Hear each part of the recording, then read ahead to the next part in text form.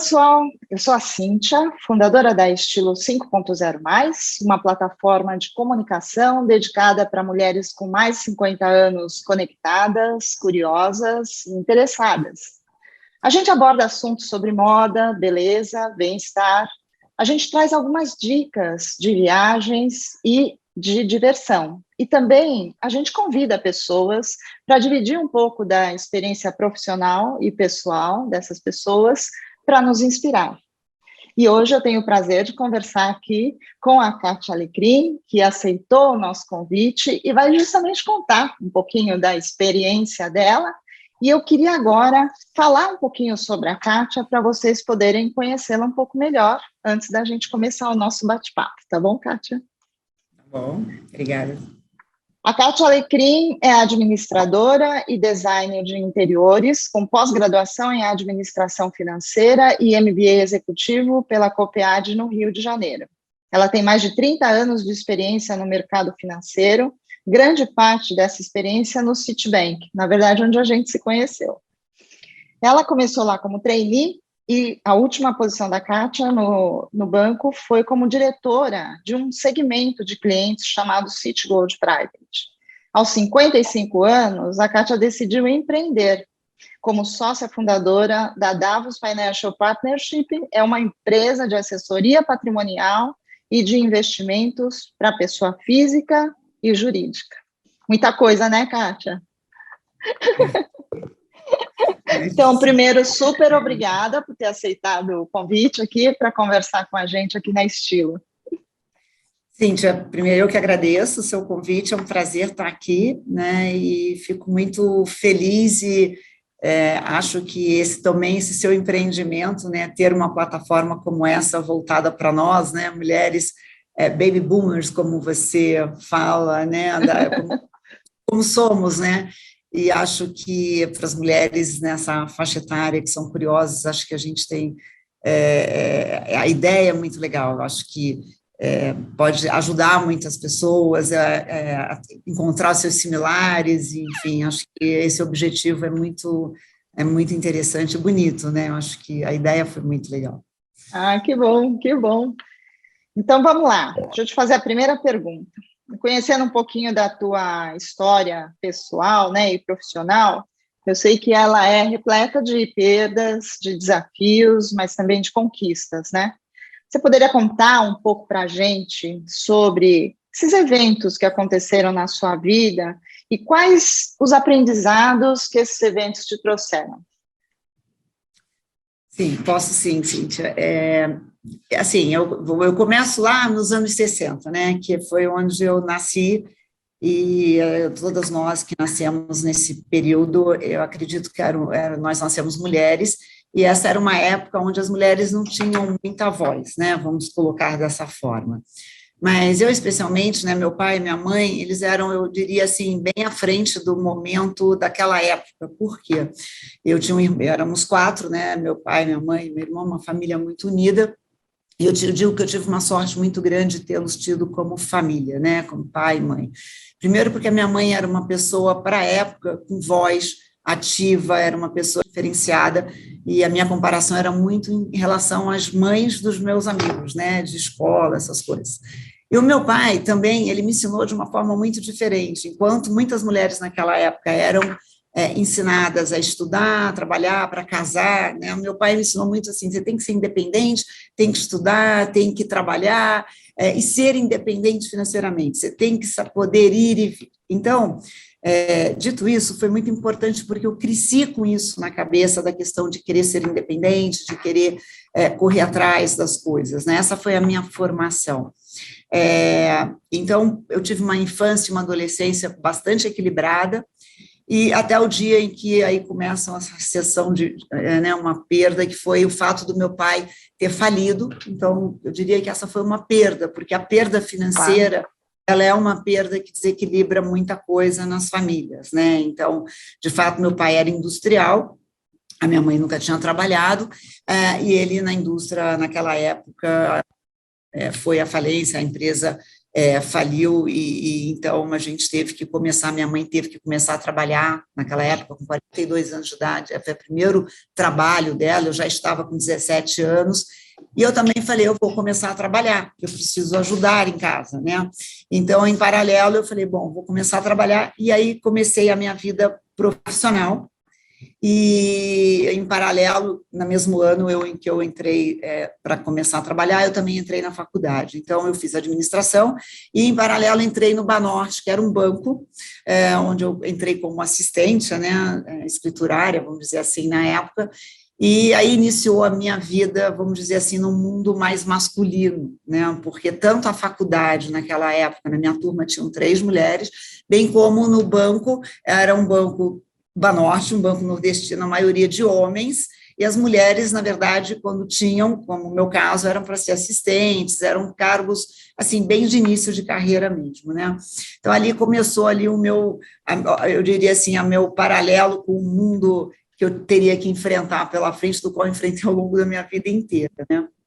Então, teve a perda do meu pai nessa faixa etária, e aí começou o lado positivo que eu vejo disso. Ele perdeu aqui, mas me deu a oportunidade de começar a trabalhar bem cedo, né? Então, isso foi uma coisa bastante interessante.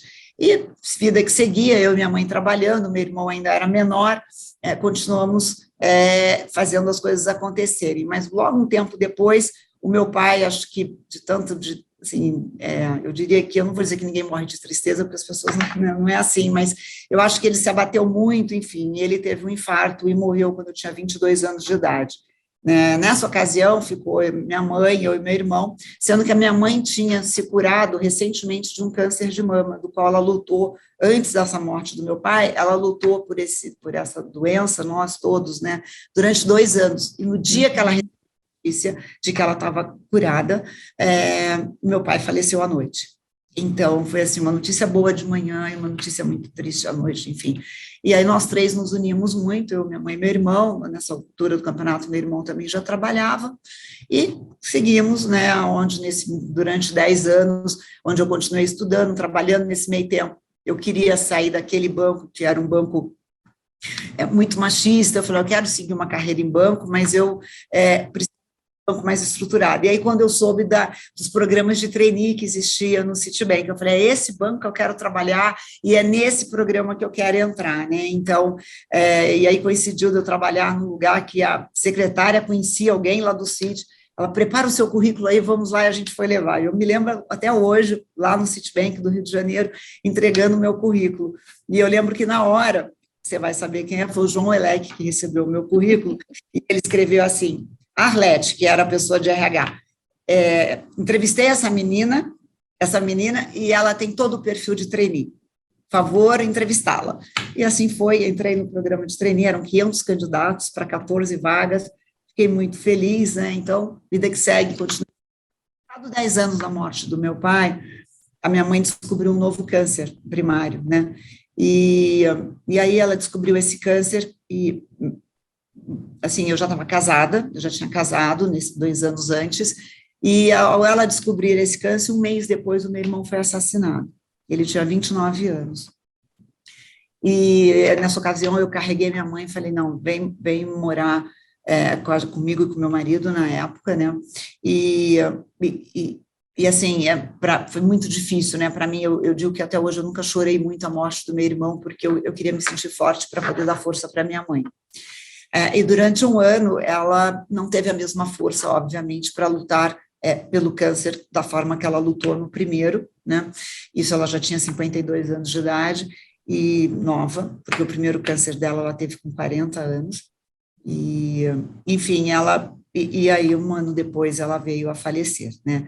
Nesse meio de caminho eu tive uma filha, porque eu falei, quem sabe ter uma filha pode animá-la. Então a Roberta, a minha filha, nasceu, 3 meses depois a minha mãe faleceu. E ficou eu, meu marido e a minha filha. Em paralelo a isso, também eu trabalhando no Citi, né, onde eu entrei em 1988, já com bastante atribuições, assim, da carreira de trainee. Você já entra com vários ensinamentos para que você possa ir crescendo, você vira gerente.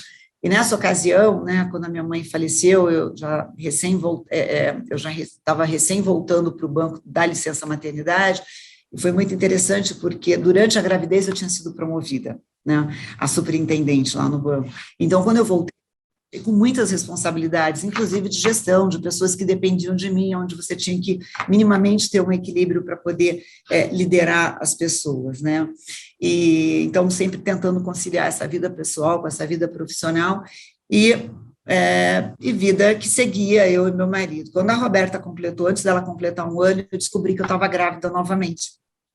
E, então, foi uma alegria muito grande a notícia, porque eu e meu marido, meu irmão já tinham falecido, eu estava sozinha na família original, vamos dizer assim, né, e a Roberta já tinha quase 1 ano, e eu grávida de novo, então foi uma notícia muito legal. Quando eu estava com 5 meses de gravidez, e aí foi na semana, inclusive, que a gente descobriu que seria um menino. Meu marido ficou muito feliz, né, e eu também, porque teríamos um casal, e refletia a mim com o meu irmão, né, que crescemos como um casal, né, enfim, de irmãos. Então, a alegria foi muito grande, mas, infelizmente, quando eu estava grávida com 5 meses, foi quando o meu marido faleceu com 32 anos de idade, num acidente de avião, né. E aí, nesse dia, o meu mundo desabou, porque eu falei, como vai ser minha vida agora, né?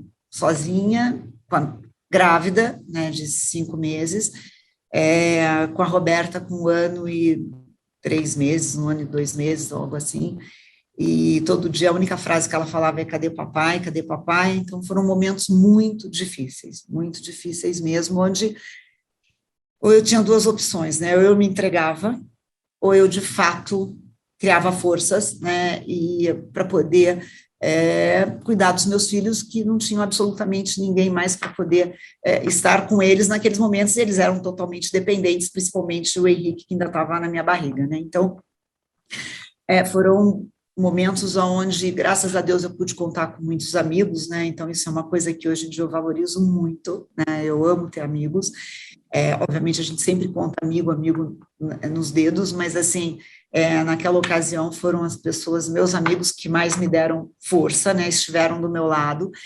e dali, eu acho que é o que eu falo, vem alguma força de lá de dentro, lá de cima, não sei bem, e eu acredito que existe algo maior, né, então, eu acho que esse algo maior me ajudou muito a ter forças e seguir com alguns, assim, de poder, dia a cada dia, ir lutando com aquilo, alternando momentos difíceis com momentos onde, né, existia um pequeno conforto de saber que eu poderia dar continuidade a tudo aquilo que eu e meu marido idealizamos, né?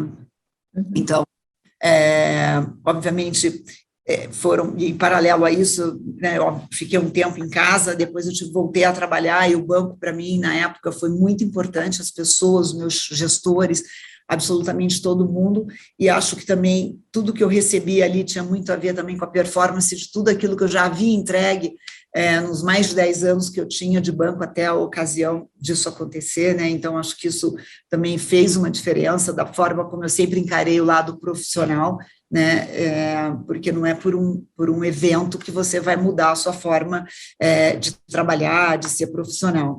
Então, enfim, e aí, obviamente, isso já se passaram 25 anos, né, hoje a minha filha tem 26 anos, o meu filho tem 24 anos, ambos estão formados, eu consegui realizar ao longo desses anos muita coisa que havia sido planejada entre eu e meu marido, desde a formação, da forma como a gente queria que eles fossem estudar, no tipo de escola, nas viagens que a gente teve a oportunidade de fazer juntos, enfim, então muita coisa que nós tínhamos idealizado, eu tenho muito orgulho de ter conseguido entregar isso de uma forma que hoje eu vejo, olho para trás e falo, nossa, acertei muitas coisas, óbvio que se voltasse atrás algumas a gente termina fazendo diferente, né, mas eu diria que foram mais acertos do que erros, né, hoje os dois estão super bem, a gente é muito feliz, né, mas eu diria que tudo isso me ensinou muita coisa, né, a cada passagem dessa, né, desde a perda financeira do meu pai, desde como eu vou dizer, a perda do meu pai, anos, a perda do meu irmão, da forma, né, sendo assassinado, a perda da minha mãe pela doença, ou mesmo a perda inusitada do meu marido, nesse período se enfrentar absolutamente a vida, né, vamos dizer assim, e passar valores para os meus filhos e educar, os aprendizados foram muitos, né? Então, eu costumo dizer assim, hoje eu sou uma pessoa muito disciplinada, a disciplina ajuda bastante, né? Porque você tem que ter um foco. Outra coisa, determinação, né? Eu acho que quando você você se determina a fazer uma coisa e com a disciplina, a chance de você ir até o fim daquilo que você iniciou é maior, né? Mas eu diria que o mais importante foi saber pedir ajuda. Às vezes a gente tenha certo...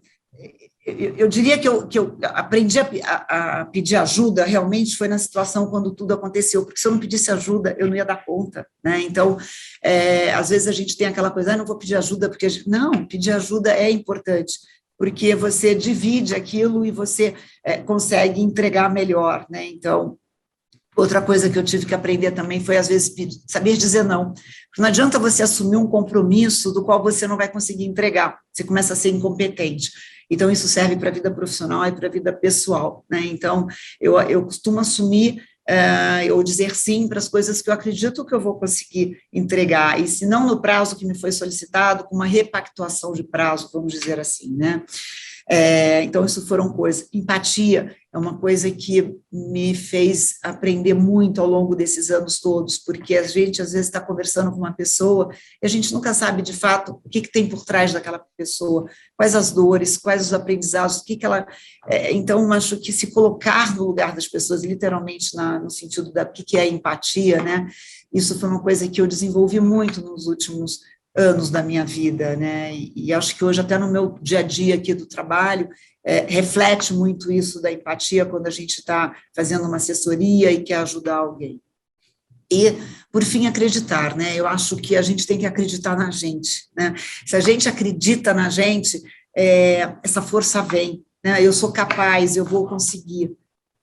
E, claro, não é tudo muito fácil, né? Tiveram momentos difíceis, momentos mais fáceis, leves. Eu diria que hoje os momentos são mais leves, tudo está mais redondo, mas é isso. Eu não sei se... eu acho que a vida foi me ensinando, né? Eu acho que quando a gente tem essas perdas, tem coisas que a gente não controla, né? Todas as perdas que eu tive, essas mudanças radicais ao longo da vida, elas não têm o nosso poder da gente segurar, mas o poder que temos dentro da gente é como enfrentar e como direcionar aquilo para frente. E acho que isso foi uma coisa que eu fico feliz de ter conseguido olhar para frente de uma forma positiva, né? E isso que eu acho que é o maior aprendizado. Maravilha! E eu acho que você falou duas coisas aí que são muito fortes, assim, né? Que é você aprender a dizer não e pedir ajuda. Eu acho que são duas características que talvez faltem um pouco às mulheres, porque a gente sempre acha que vai dar conta de fazer várias coisas ao mesmo tempo, né? E muitas vezes você também acha que você tem a obrigação de fazer. Eu tenho que cuidar, principalmente na nossa geração, né? Então, eu tenho que cuidar da família, eu tenho que cuidar do meu marido, eu tenho que cuidar dos meus pais, eu tenho que cuidar dos meus filhos, né? E é tudo uma coisa muitas vezes, de obrigação, né? Você falou exatamente isso. Eu acho que a gente quer ser a melhor mãe, a melhor casa, no sentido de organizar tudo, a melhor profissional, a gente quer ser exatamente igual em tudo, né? E bem como você falou, não até por uma característica, necessariamente os homens, às vezes, eles se focam, né? Ou é na vida profissional, então eles conseguem, a gente quer exatamente fazer. E eu acho que é possível desde que é isso, se a gente souber que tem momentos que a gente precisa pedir ajuda, né? Ajuda, mesmo que seja ajuda dentro de casa, né? Um filho, ou uma, olha, eu preciso que faça isso, direcionar, né? Eu acho que quando você divide tarefas, ou o sucesso é muito maior, né? Até porque você inclui as pessoas também, né? Naquilo. Com certeza. Bom, a gente sabe que você trabalhou bastante tempo e tem uma experiência enorme no mercado financeiro, né? Só que a gente também sabe que no mercado financeiro, você mesmo disse, é um ambiente hoje ainda muito masculino, né? E isso pode ser difícil para muitas mulheres. Você sentiu em algum momento na sua carreira, ou você presenciou alguma situação em que você enxergou claramente essa distinção ou machismo dentro dos ambientes? Olha, eu diria que sim, várias vezes, né, apesar de que, bom, como eu mesma disse lá, eu comecei trabalhando minha vida num banco Banorte, que hoje nem existe mais, além dele ser, não, é um banco do Nordeste do país, ou seja, ainda um pouco mais machista, e naquela época, nos anos 80, então ali foi 100% radical, machismo, enfim, machismo no sentido mesmo de que mulher não tinha oportunidade, tanto é que foi isso que me motivou a sair de lá e ir para um banco. Obviamente, bem, nós duas sabemos disso, né, onde a gente se encontrou no Citi. O Citi era um banco muito à frente, com uma cultura diferente, uma cultura, mas, de qualquer forma, a gente não pode esquecer que o braço brasileiro, mesmo, eu acredito que eu posso falar da experiência do machismo aqui no Brasil, né, que foi aonde eu sempre vivi, eu não sei como, nem sei como é fora, em outros países, né, não vamos entrar nesse detalhe, mas sim, senti muitas vezes, eu acho que, mas não intencionalmente, eu diria até, sabe? O que eu percebo é que a mentalidade, né, e dependendo dos gestores, da faixa etária dos gestores, né, da forma como foi vindo, sempre existia, né, aquela coisa, até porque eu acho que muitas vezes a mulher se deixava de uma forma... Porque os homens, eles terminam que eles têm a questão do happy hour, eles estão sempre juntos, eles criam entre eles uma sinergia, uma cumplicidade, vamos dizer assim, que isso facilita com que, nos momentos de decisão, de novas posições, aquele grupinho que eles se fecham, até porque se conhecem melhor, então por isso que eu digo que não é desintencional, não era uma maldade, ou, não, vamos deixar de colocar ali porque é mulher. Não, eu não acredito nisso, mas eu acredito que sim, porque nesse sentido de que os direcionamentos, eles terminavam sendo feitos para aqueles grupos aonde, como no banco, o percentual de homens sempre foi muito maior que as mulheres, então, quando a gente se sentia, quando podia ter uma oportunidade, normalmente tinham muito mais homens competindo a vaga do que mulheres, né, então, por aí a gente já sentia. Algum caso especificamente assim comigo, eu entendo que ao longo da minha vida eu tive gestores que me descobriram em algum lugar e que não tinham esse conceito, né, ou que pelo menos eu brinco que eu tive um chefe que ele tinha 2 filhas mulheres, então ele entendia perfeitamente e ele tinha um olhar muito diferente para as mulheres que trabalhavam com ele. Isso ajudou bastante, né, e assim, esse meu chefe me tirou de um patamar e me botou um outro patamar, né, do tipo, o que você está fazendo aí perdida nesse lugar, quando na verdade eu sempre estava ali tentando disputar uma próxima subida com vários homens, né, onde todos eram, eu já sentei numa mesa onde tinham 12 pessoas, eu era a única mulher se reportando para um diretor do banco. Então, você vê que era difícil realmente chegar, apesar do banco, na primeira estágio, vamos dizer assim, na base da pirâmide, o equilíbrio entre mulheres e homens, principalmente na área comercial, era bem próximo, né?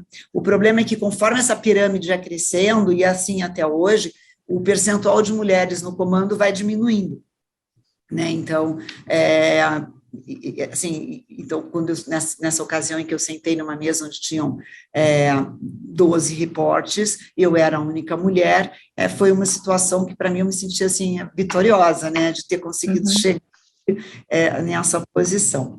Mas, Cíntia, eu tenho um pensamento que eu acho assim, para mim, eu penso que nunca importa muito qual é o gênero, eu penso assim, né, então acho que é por isso que eu sempre fui conseguindo tudo que eu queria profissionalmente e sempre cheguei nas posições que eu queria, né, eu cheguei exatamente onde eu queria, liderar o grupo que eu queria, no segmento que eu queria, porque eu acho que independe do gênero, desde que você tenha e busque as suas qualificações e se prepare sempre para aquilo que você quer. Eu acho que quando você quer fazer um próximo passo na vida profissional, se você se prepara para aquele próximo passo, e você é tão qualificada quanto qualquer outra pessoa que esteja competindo, o gênero fica um pouco de lado na minha cabeça. A gente sabe que nem sempre para todo mundo pensa assim na hora de fazer uma decisão, né? Mas se você é qualificado, a sua chance é muito maior, né? Isso é o que eu penso.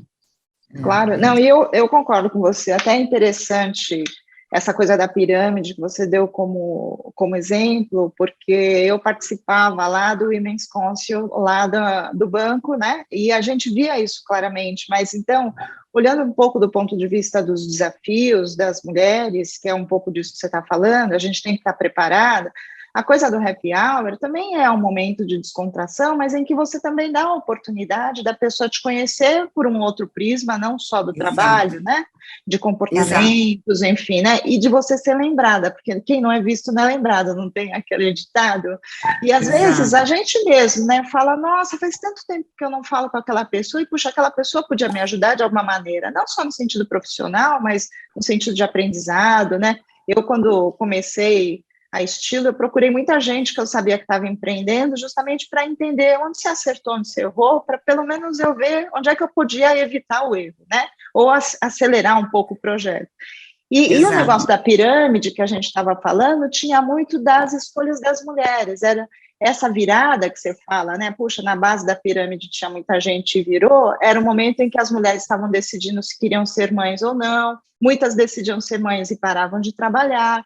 Então, também tinha uma escolha. Então, acho que você está correta. A gente tem que estar preparado, óbvio que nem sempre o ambiente vai ser igual, né? Ou do ponto de vista da decisão, nem sempre a gente vai encontrar gestores que eventualmente pensem sem ter o gênero na cabeça, né? Independentemente do gênero da pessoa. Exato. Mas você tem que estar preparado. O seu lado você tem que fazer, né? Tem coisa que você não gerencia, mas o que você gerencia, você tem que fazer.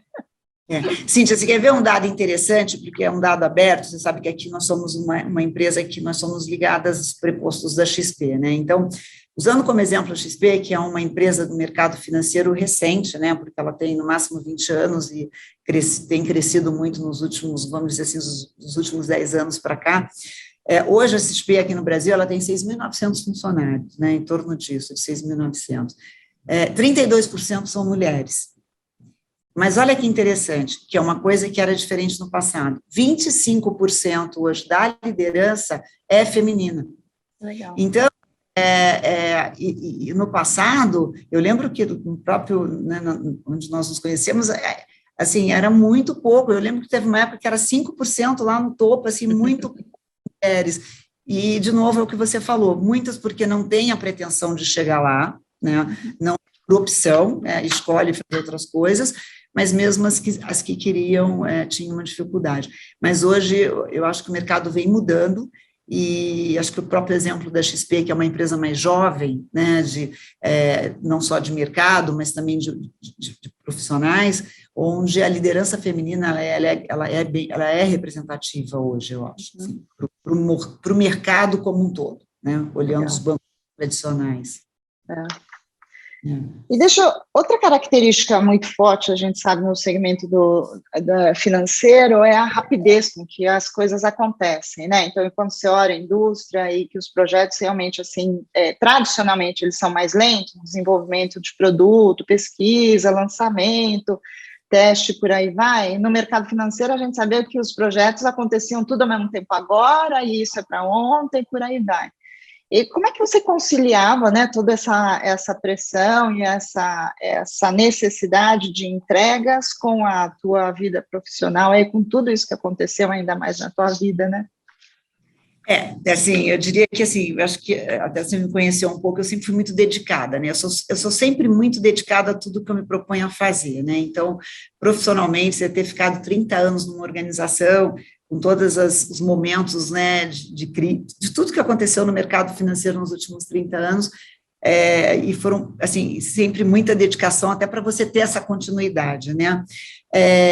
Uma das coisas que eu acho que para conciliar, e que faz parte daqueles aprendizados da minha vida, né, então eu digo que assim, muita coisa que aconteceu me ajudou bastante também a desenvolver características necessárias para sobreviver, tanto nesse mundo profissional, como essa coisa que você me pergunta, né, como que você conciliava? Tinha que ter um planejamento, né, então, enquanto as crianças eram pequenas, por exemplo, elas tinham que estudar o dia inteiro, eu coloquei numa escola onde eu entregava às 8h30 da manhã, 8 horas, e pegava às 6h30, 7 horas, isso me dava tranquilidade para que eu pudesse passar o dia inteiro sabendo que eles estavam bem, sendo cuidados, com profissionais, né? Então não tinha aquela questão de que, por exemplo, eu vejo muitas vezes as pessoas querem voltar a trabalhar, mas depende de uma babá, depende de uma empregada, a empregada não vem, a babá não vem, você já se atrapalha na sua vida. Então, ter feito isso desde sempre, eles brincam até hoje, porque eles estudaram literalmente acho que até 14, 15 anos, das 8h30 da manhã até as 6h30 da tarde. E isso me dava, então, planejamento, era isso, uma certa disciplina para poder fazer isso, né? Montar uma estrutura que me desse tranquilidade enquanto eu estivesse trabalhando, de que do outro lado as coisas estavam acontecendo, né? Cercar, obviamente, de profissionais, até porque, por exemplo, final de semana eu tinha que ter alguém para poder me ajudar a fazer as coisas em casa, porque também não adiantava eu me acabar de fazer as coisas para depois, durante a semana, não estar ok para trabalhar.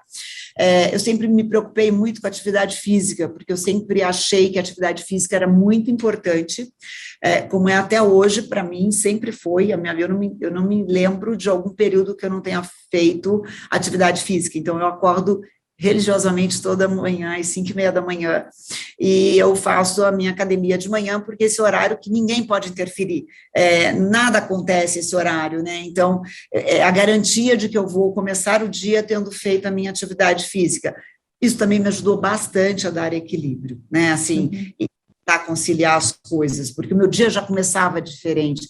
E ainda dentro desse equilíbrio, eu tentava, ao longo do dia, enquanto eu estava no banco, focar nas entregas que eu tinha que fazer com início, meio e fim, de forma que eu pudesse garantir que aquele momento que eu estava ali estava dedicado àquilo, né? Então, e aí fui levando em paralelo dessa forma, com muita disciplina e planejamento. Acho que essa é o equilíbrio, né? E cuidando da cabeça e do corpo, né? Então, eu sempre fiz.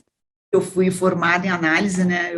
Hoje em dia eu não faço mais, mas foram, eu diria, acho que uns 18 anos ou 17 anos após a perda do meu marido, que até então eu não tinha feito, de análise mesmo, de profunda análise, eu acho que para poder ajudar no equilíbrio de tudo. Então, é isso, acho que... Maravilha.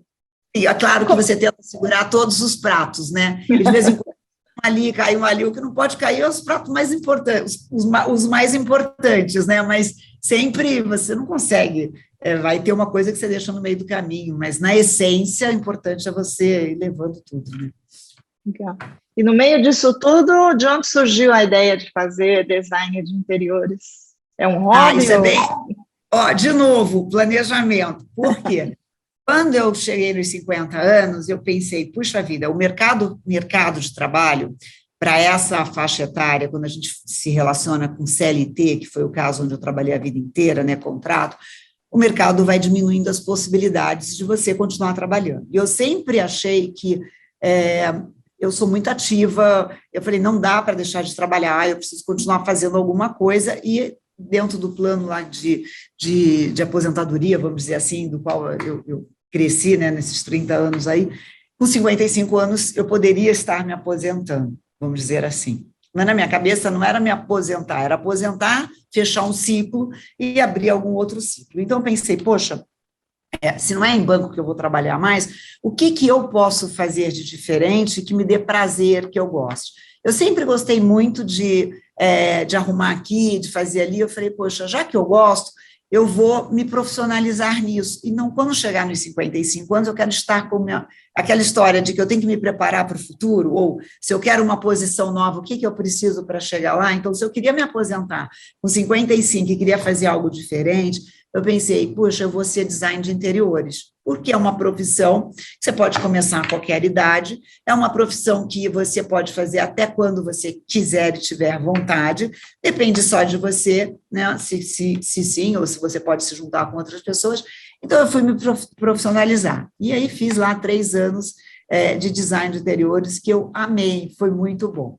Então, quando eu tinha 53 anos, eu já estava formada, eu já tinha uma outra profissão, né? E feliz da vida já com isso, certo que era isso que eu ia fazer quando eu completasse os 55 anos.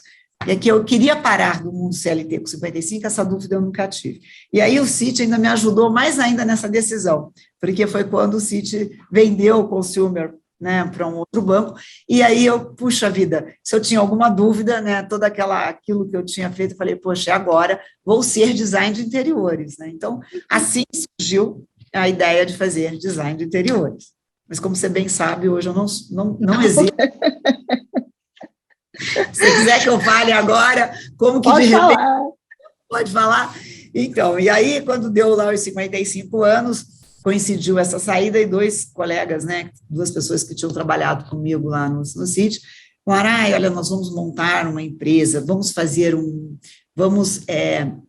fazer assessoria de investimentos para os clientes, mas no modelo, vamos trazer tudo aquilo que a gente sempre achou legal, que a gente aprendeu a fazer, vamos deixar de lado aquilo que a gente não acha que é bom e vamos ajudar as pessoas a investir melhor, inclusive ensinando essas pessoas como investir. Enfim, era o projeto. Eu falei, não, gente, eu vou ser design de interiores. Eu me formei, eu quero ser design de interiores. Aí um deles, não, Cátia. Aí ele falou, não, vem com a gente precisa, você complementa a gente aqui, você precisa vir aqui. Eu falei, não, estou decidida, eu vou fazer design de interiores. História longa, história curta, eu estou aqui porque, de repente, eles me falam assim, tá bom, então já que é isso que você quer fazer, vem fazer então o design aqui, vem fazer o nosso escritório. Tá bom, fazer escritório. E aí desenhei, tanto é que o escritório aqui, hoje nós estamos em 5 cidades, os 5 escritórios fui eu que fiz, criei um guide, então todos eles são similares, o cliente se sente igual em qualquer um dos escritórios, enfim. Bem feliz de ter feito isso, e aí no dia que eu estava aqui terminando de fazer, eles me convidam o Guilherme Benchimol, que é o responsável pelo dono da XP, para almoçar com a gente, e aí ouvindo os projetos e a forma como ele queria fazer com o mercado financeiro realmente, ensinar o brasileiro a investir melhor, trazer para uma nova realidade, num patamar de investimentos onde, de fato, né, tirar o pessoal que estava ali estacionado em poupança a vida inteira e, junto com isso, também ensinar o investidor como fazer melhor. Quando eu vi, eu falei, eu não vou ficar fora desse movimento.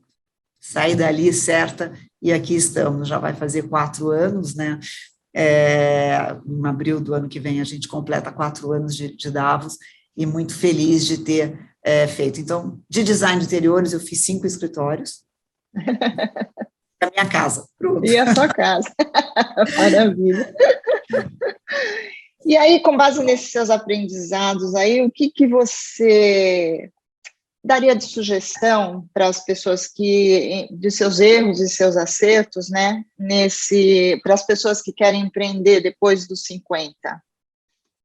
Então, eu acho que isso é uma coisa muito legal, né? Eu acho que, ao mesmo tempo que tem gente que pensa, poxa, mas eu vou iniciar uma coisa depois dos 50 anos, parece que dá aquele frio na barriga, mas pensa, a gente até estava conversando um pouco isso aqui antes, né? Ao mesmo tempo que é desafiador, por outro lado, quando você monta alguma coisa ou empreende alguma coisa do qual, ao longo da sua vida, você tem aquilo dentro de você, ou seja, você tem o conhecimento, as coisas se tornam um pouco mais fáceis, né? Porque empreender, principalmente aqui no Brasil, é uma coisa que você realmente precisa querer ter vontade de fazer, né? Então, quando você pergunta de erros e acertos, né? Como acerto, eu acho que principalmente quando você vai empreender, primeiro, no meu caso especificamente, o que eu penso, o fato de ter empreendido numa coisa onde o conhecimento já estava dentro de mim facilita bastante, né? Porque, assim, o conhecimento já está ali, eu não preciso correr atrás da informação, né? Ela está ali dentro. Então, acho que esse é um acerto. Segundo, se é uma coisa que você não quer fazer sozinho, você quer estar com outras pessoas, porque eu acho que isso também ajuda bastante, é se cercar de pessoas que te complementem, né? Às vezes, quando você está no mundo corporativo, você não tem sempre essa possibilidade, porque se você entra num time, não eventualmente você está num time que é complementar, mas quando você vai montar alguma coisa, você tem a chance de se unir com as pessoas que te complementam, né? Então, eu digo que eu e os meus outros 2 sócios iniciais, porque hoje nós somos 40 pessoas aqui, mas inicialmente éramos 3,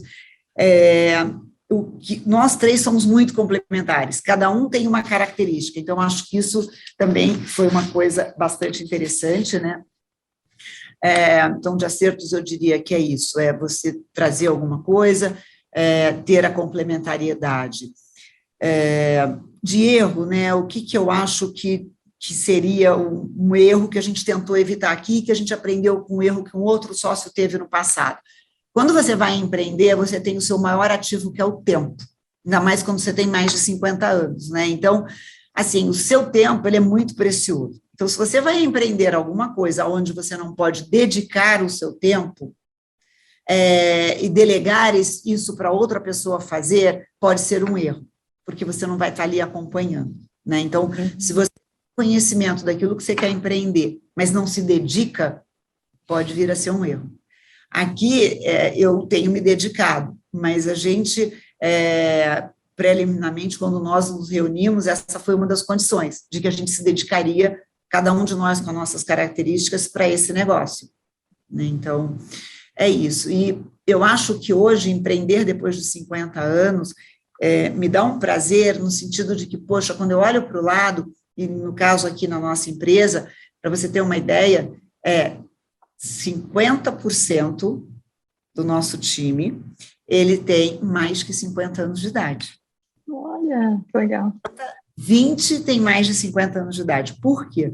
Porque nossa sociedade aqui, ela é uma sociedade onde a gente trabalha com clientes investidores, onde o principal motivo para que o cliente venha junto é o relacionamento que ele tem com aquela pessoa que ele confia para trazer o patrimônio dele para cá.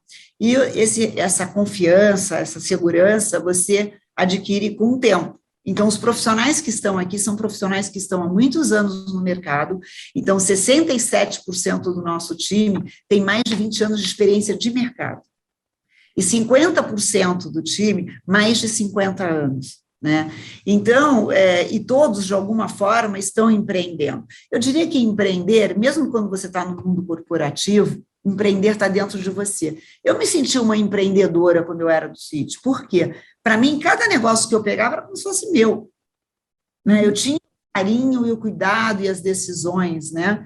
Então, aqui a gente tem essa característica. Então, você vê que existe um mercado aí para quem tem mais de 50 anos que pode querer utilizar os seus conhecimentos e dar continuidade de uma forma diferente. A gente conseguiu encontrar uma forma de dar continuidade àquilo que a gente fazia num modelo onde não tem data de validade.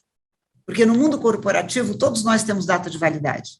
Essa é a verdade. Chega uma hora que, ou por decisão da empresa, ou por idade, enfim, você termina saindo, né? Uma outra coisa que a gente tende, às vezes, a poder errar no empreendedorismo, Cíntia, é quando a gente, no empreendedorismo, a gente toma decisão o dia inteiro. No mundo corporativo, às vezes, você tem que seguir algumas decisões.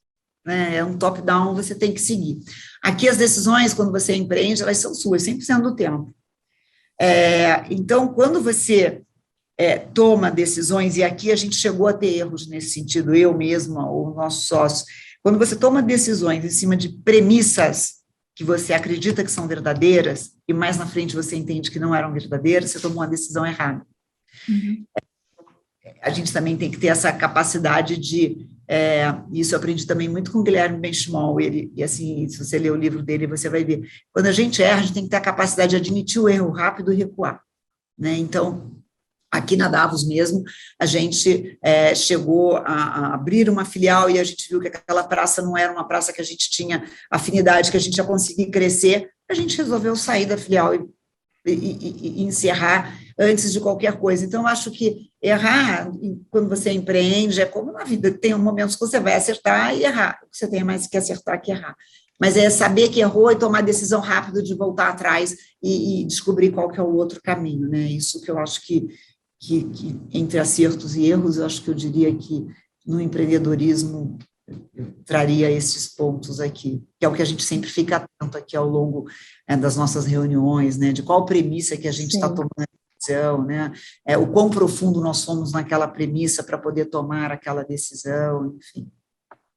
Muito bom. Agora a gente vai mudar um pouquinho o rumo da nossa conversa, que eu queria que você me contasse um pouquinho como é que anda a relação das mulheres com as finanças delas, né? se continua sendo comum, como eu via muito no passado, com frequência lá quando estava no banco, a mulher delegar a gestão das finanças e do patrimônio dela para o homem mais próximo, o marido, o pai, o primo. Como é que está isso hoje? Você está vendo alguma mudança? Sim, ainda é muito assim, ainda é, principalmente nas pessoas, nas mulheres, vamos dizer assim, da nossa idade, da nossa faixa etária e para cima, ainda é. Mas eu posso te dizer que o legal é que isso está mudando, sim. Você quer ver? Eu até peguei aqui um dado importante, que a gente sempre recebe aqui uma informação, e eu fiquei atenta que essa informação chegou, inclusive, ontem mesmo eu estava lendo, e é uma coincidência. Hoje, na Bolsa de Valores, especificamente na Bolsa, compra e venda de ações, é um mercado muito específico, né? Hoje são em torno de peraí, deixa eu tentar me lembrar, 3 milhões e 900 investidores em torno hoje na Bolsa, 3 milhões de pessoas e 900, especificamente só a Bolsa, tá? Desses 3 milhões e 900, para você ter uma ideia... Brasileiros, você está falando. Só a Bolsa Brasileira, a Bolsa de Ações, a B3, é onde compra e vende ações, mercado acionário, com investidores que investem em Bolsa. Uhum. Esse número, 32%, são entre 26 e 35 anos. Então, você vê que 1/3 são jovens, a partir dos 26 anos, até 35 anos, que são investidores em Bolsa. É um mercado mais novo, vamos dizer assim, né? De qualquer forma, olha que legal, as mulheres já representam na Bolsa 27%, 30%. Mas o mais interessante não é o quanto elas representam agora, é que no ano de 2020, o crescimento a entrada de mulheres na Bolsa foi maior do que o de homens. Olha que legal. Em 2020, as mulheres cresceram 29% de novas entrantes, enquanto que os homens, no mesmo período, foi 18%. Que legal. Então, quanto que o mercado está mudando esse conceito das mulheres, e eu trouxe esse exemplo da Bolsa, porque é um mercado muito específico, é um mercado que era sempre muito mais para homens, né, e ainda é, mas mostrar esse crescimento de mulheres no último ano é uma mostra de que as coisas estão mudando, né. Quando eu me refiro aqui na Davos, hoje ainda 70% dos nossos clientes são homens e 30% são mulheres. Então, você percebe claramente que muitas vezes, mesmo a mulher, e a gente tem casos aqui de clientes onde a composição de renda se fez de ambos os lados, né, tanto do homem quanto da mulher, mas quem toma conta é o homem. Ou mesmo, muitas vezes acontece onde a mulher tem a conta, mas quem participa das reuniões é o homem junto com a mulher para tomar a decisão. Acontece, mas, por outro lado, tem muitas mulheres já interessadas em fazer e entender. O que é mais interessante é que o que a gente percebe é que quando a gente lida com mulheres que estão querendo entender e cuidar do seu patrimônio, né, do seu investimento, elas são muito mais interessadas do que o homem, e elas têm a coragem de dizer quando isso aqui eu não entendi, você pode repetir? O homem não. A gente às vezes percebe, está entendendo, não está entendendo, não importa, mas eles eventualmente, não, mas eu não quero isso aqui, eu quero isso aqui, mas não sabe nem por que está mudando, mas é só para dizer que não aceitou e que tem opinião própria. E o que termina é que hoje tem uma outra eu estava até conversando com um sócio aqui hoje, dizendo que o perfil, né, quando a gente olha o portfólio das mulheres, eventualmente, quando a gente acompanha, e elas seguem exatamente as recomendações que a gente faz, porque elas tentam entender, elas acreditam naquilo que a gente está falando, e quando elas não entendem, elas perguntam, até porque aqui a gente tenta fazer muito uma linguagem do cliente, na forma da empatia, né, de falar a língua do cliente, elas acatam porque elas entenderam, e ok, vamos seguir em frente. Então, termina que, às vezes, a performance dos investimentos das mulheres, ele é melhor do que a da carteira dos homens, porque eles não perguntam, assim, é engraçado isso, né, isso a gente percebe muito aqui no dia a dia, é só uma percepção, eu não tenho, assim, uma pesquisa, né, as fontes que eu tenho são essas que eu falei mais da Bolsa, enfim, mas é a percepção, eu lido com clientes, e a gente aqui atende, né, só hoje mesmo eu já tive 2 reuniões pela manhã com clientes, e você vai só observando e tendo essas percepções. Então, sim, as mulheres estão muito mais atentas, cada vez mais a gente vê as mulheres querendo saber, conhecer, participando, quando a gente faz evento, né, mesmo as nossas webinars, a quantidade de mulheres que entram para participar, para entender o momento do mercado, é bem legal, assim, está mudando. Bom, a gente está chegando no final aqui. Eu queria que você desse algumas dicas para essas mulheres que gostariam de começar a entender melhor, né, sobre investimento, sobre gestão de patrimônio, sobre planejamento financeiro, porque hoje é o que a gente também estava falando, né? Se hoje você tem 50, 55, você tem que entender que a tua longevidade vai ser mais 25, 30 anos. Então, não é tarde para começar, né? Se Deus quiser, né? Pelo menos. Então, não é tarde para começar a aprender. Nunca é tarde para começar a aprender. Principalmente cuidar do teu dinheiro, até porque você vai viver muito. Então, você tem que saber como é que você vai viver bem e como é que você vai fazer a gestão do seu patrimônio, né? Então, que dicas você daria para essas mulheres que querem aprender?